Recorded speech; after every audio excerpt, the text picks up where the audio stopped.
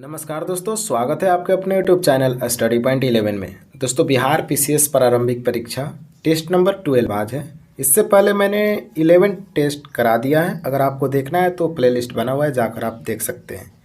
और एक बात और दोस्त, ये सारे प्रश्न आपके पीसीएस, रेलवे, एसएससी और किसी भी स्टेट पुलिस के लिए लिया गया है। आप लोग देख सकते हैं। ऐसा नहीं है कि केवल बिहार पीसीएस वाले स्टूडेंट ही इसको देखें, ये सारे स्टूडेंट के लिए। क्योंकि देखिए, आप किसी भी एग्जाम में बैठिए, वहाँ जीके के प्रश्न पूछे जाते हैं और इसमें जीके के ही प्रश्न रहते हैं। ऐसा नहीं है कि बिहार पीसीएस में कुछ अलग जीके आता है, ऐसा कुछ भी नहीं होता है। बस इसमें एक ऑप्शन अधिक होता है, इससे ज़्यादा कुछ चेंजिंग नहीं होता है।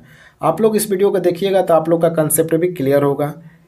तो आप लोग ध्यान से इस वीडियो को देखिएगा। और एक और बात दोस्तों, लगभग 200 स्टूडेंट रेगुलर वीडियो को मेरे देखते हैं, जिसमें से 2-4 स्टूडेंट ही जो टेस्ट में हम प्रश्न पूछते हैं उसका उत्तर दे पाते हैं। ऐसा क्यों?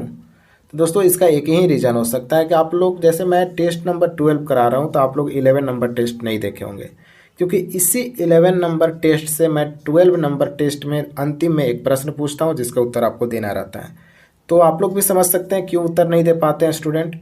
तो आप लोग उत्तर दीजिए। और मैं बता दूँ कि अगर आप लोग उत्तर देंगे कमेंट बॉक्स में, और टॉप 5 जो भी ऊपर से 5 स्टूडेंट होंगे जो उन्होंने उत्तर दिया होगा, उनका नाम मैं वीडियो के दौरान लेने वाला हूं। और स्क्रीन पे लिखा हुआ आएगा आपका नाम। तो आप भी फटाफट कमेंट कर सकते हैं वीडियो के अंतिम में जब मैं प्रश्न पूछूंगा। तो चलिए शुरू करते हैं आज के पहले प्रश्न से। भारत में ब्रिटिश राजनीतिक सत्ता का आरंभ किस युद्ध से माना जाता है? दोस्तों, ये प्रश्न है कि भारत में ब्रिटिश राजनीतिक सत्ता जो था उसका आरंभ किस युद्ध से माना जाता है। तो इसका राइट आंसर हो जाएगा प्लासी के युद्ध से। तो दोस्तों याद रखिएगा, प्लासी के युद्ध से ही ब्रिटिशों का जो राजनीतिक सत्ता था उसका आरंभ माना जाता है, जब प्लासी का युद्ध अंग्रेजों द्वारा जीता गया। अच्छा, ये प्लासी का युद्ध हुआ कब था? तो याद रखिएगा 1757 में हुआ था प्लासी का युद्ध। अब आइए देखते हैं इस प्रश्न को डिटेल्स में। तो भारत में ब्रिटिश राजनीतिक सत्ता का आरंभ 1757 का प्लासी युद्ध से माना जाता है।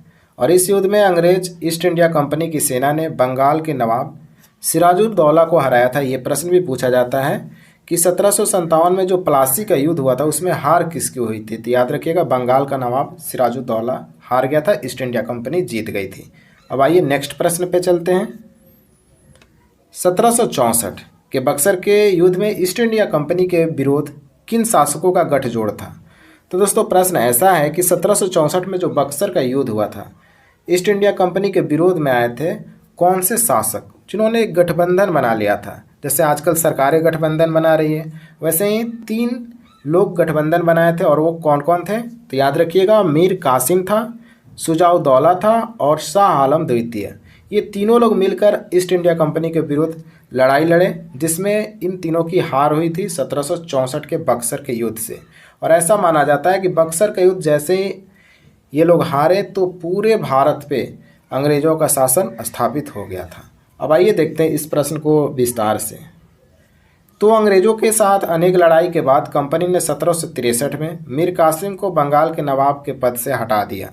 तब वो अवध भाग गया था, जहां उसने अवध के नवाब शुजाउद्दौला और भगौड़ा मुगल बादशाह शाह आलम द्वितीय के साथ समझौता कर लिया। और उसके बाद 1764 में बक्सर के युद्ध में ये लड़ाई में आ गए। तो 22 अक्टूबर 1764 को अंग्रेजों ने इन तीनों की सम्मिलित सेना को बक्सर के युद्ध में पराजित कर दिया। ये याद रखिएगा, बक्सर का युद्ध 1764 में हुआ था। काफ़ी परीक्षाओं में पूछा जाता है, रेलवे, एसएससी के। हालांकि बीपीएससी और पीसीएस में थोड़ा डिटेल्स में प्रश्न पूछे जाते हैं। आप लोग वीडियो देखिएगा, आप लोग का कंसेप्ट भी क्लियर होगा हर एक प्रश्न के साथ। तो अब आइए देखते हैं नेक्स्ट प्रश्न को। लॉर्ड डलहौजी के राज्य विलय सिद्धांत का सर्वप्रथम शिकार कौन सा राज्य बना?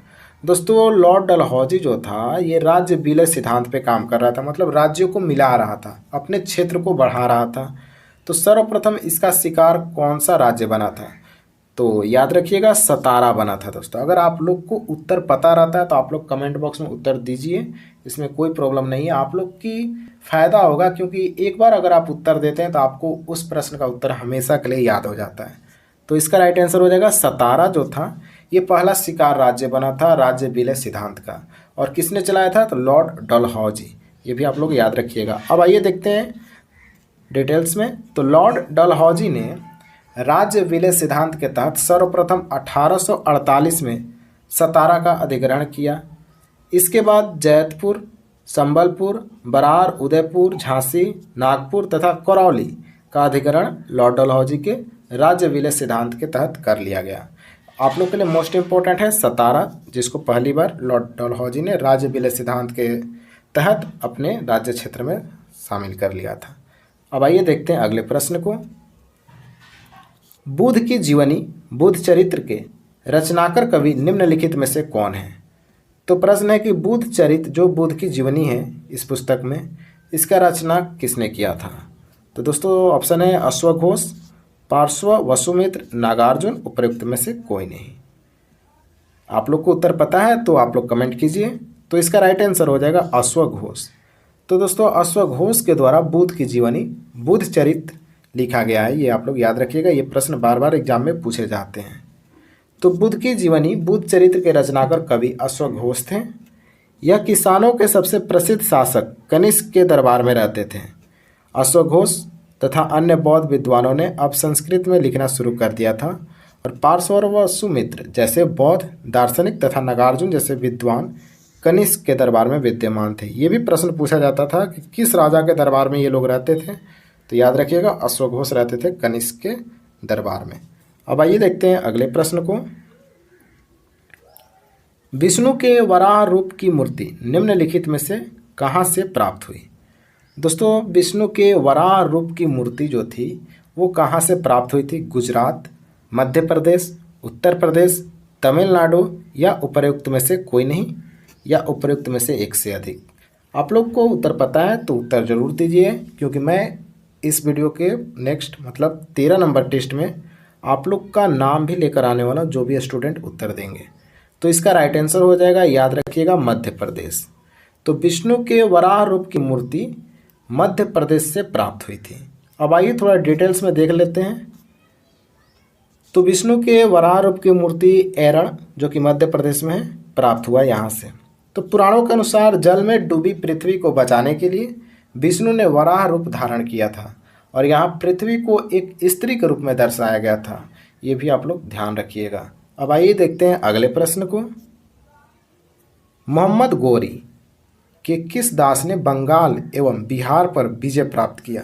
दोस्तों जो मोहम्मद गोरी था इसका एक दास था जो बंगाल और बिहार दोनों को जीत लिया। ऐसा कौन था? ऑप्शन है कुतुबुद्दीन ऐबक, इल्तुतमिश, बख्तियार खिलजी, याल्तोस, उपर्युक्त में से कोई नहीं।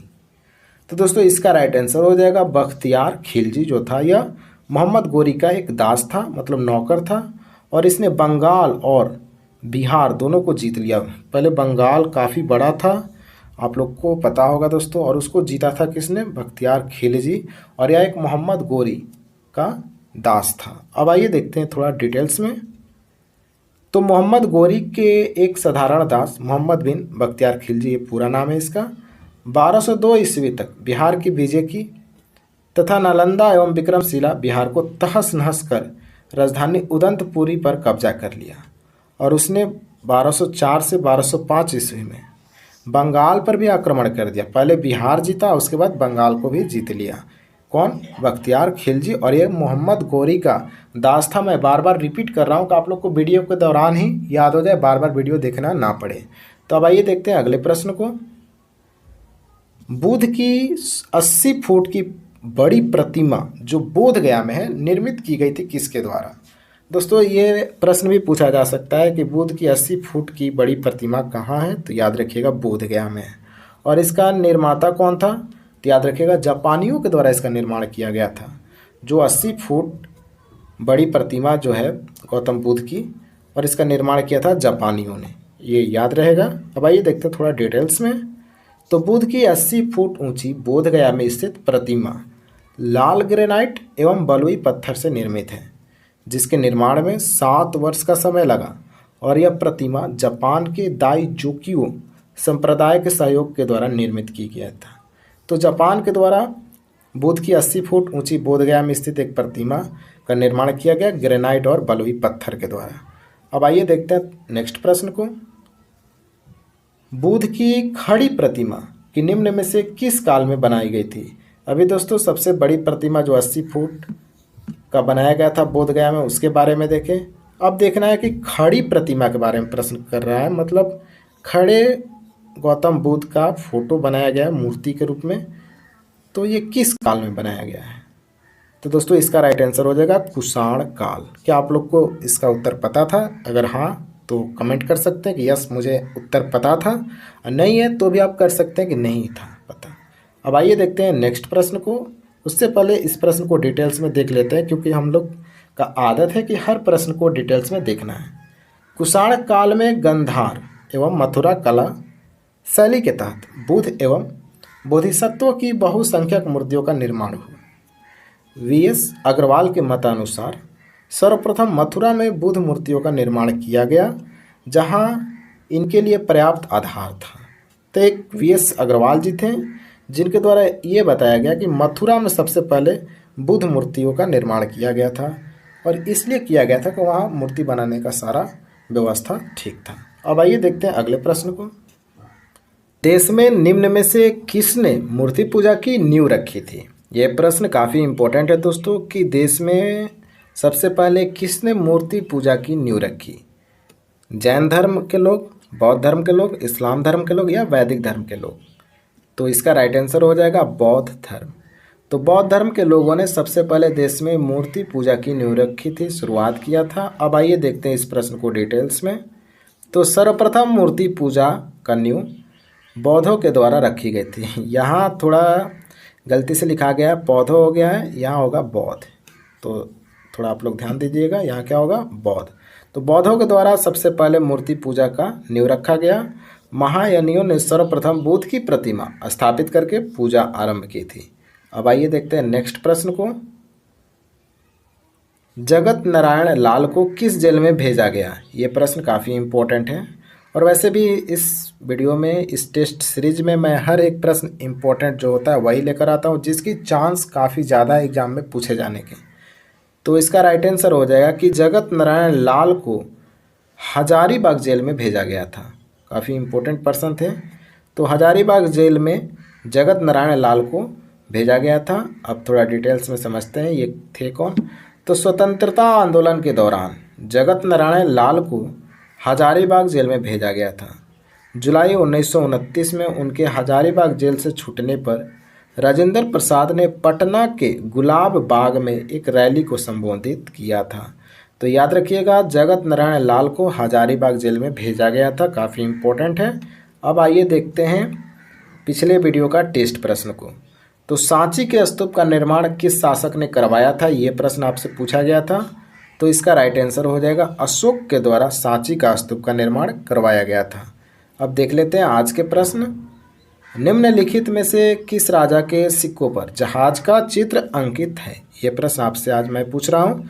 आप लोग कमेंट बॉक्स में ज़रूर उत्तर दीजिएगा दोस्तों। अगर जो भी वीडियो देख रहे हैं वो उत्तर ज़रूर देंगे, क्योंकि मैं टॉप 5 कमेंट करने वाले स्टूडेंट का नाम मैं स्क्रीन पे लेके आने वाला हूँ। तो आप लोग ध्यान दीजिएगा इस सब बात को। और वीडियो अच्छा लगे तो दोस्तों में शेयर ज़रूर कीजिएगा दोस्तों, और ग्रुप, स्टडी ग्रुप में ज़रूर शेयर कीजिएगा। इतना आप लोग कर सकते हैं। वीडियो देखने के लिए धन्यवाद।